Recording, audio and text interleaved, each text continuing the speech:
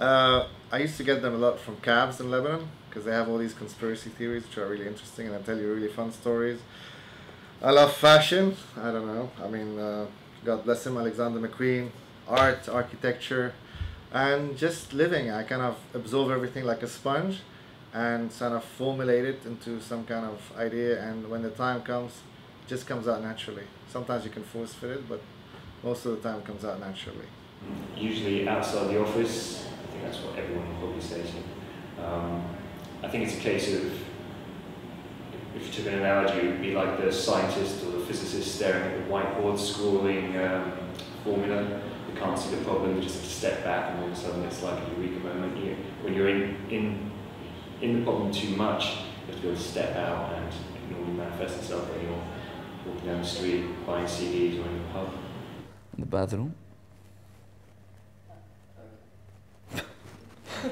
Because it's the only place where one can find themselves alone, quiet.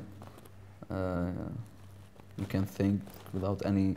You know what? It goes back to again education, and I don't know how it goes in the Western world, but here in the region, you know, when we were a kid, then you jump for a question. Hey, I have a question. I have a question. Then your question turns to be stupid.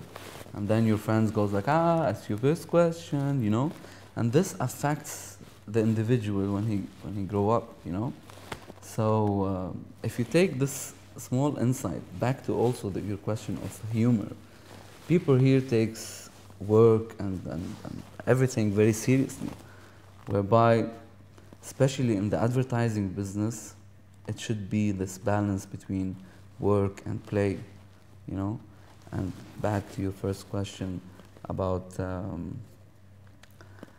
creativity, and experimentation, as I told you.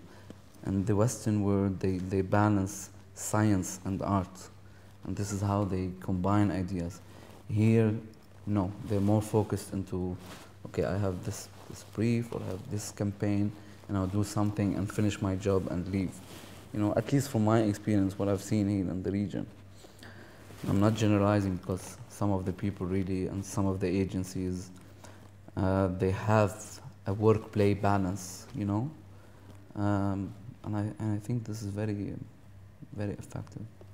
Me personally, it's a hard slog. It's you know, most creative ideas is also a very most appropriately creative idea is the better question, I think. And it's a hard slog. It's working many hours to find it.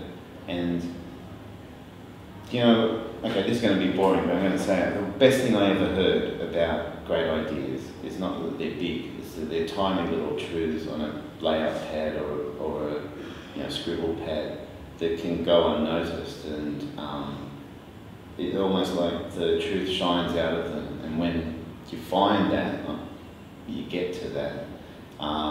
It needs nurturing and it needs support, and then it grows into a really good piece of advertising. It's not like this grandiose thing where suddenly a bolt of lightning comes out of the sky. It's, you know, you work it and you find those truths until you have a beautiful campaign that really has a human touch to it. When I get a brief, I probably write down the most ridiculous things surrounding that product, or something that's probably happened to me in the past, or I think the best advertising is a human truth and anything that people can relate to.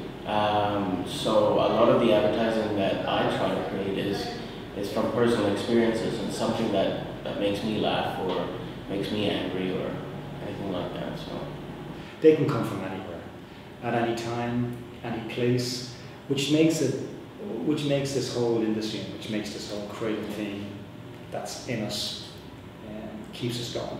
There's no given point in time, no given location. It is, and the best ideas are those ones that come spontaneously, you know. Yeah. Because there's nothing else there, there's nothing else around that gets in the way, and suddenly magic happens. Mm-hmm. And it really is magic. And it's that magic that keeps us keeps us going, you know. So it's wonderful, yeah. Okay, my inspiration comes from people. I think I've been studying people from the beginning, and every time I look at somebody or someone doing something, I think it's more of the human insight I get my ideas from. So yeah, that's simple.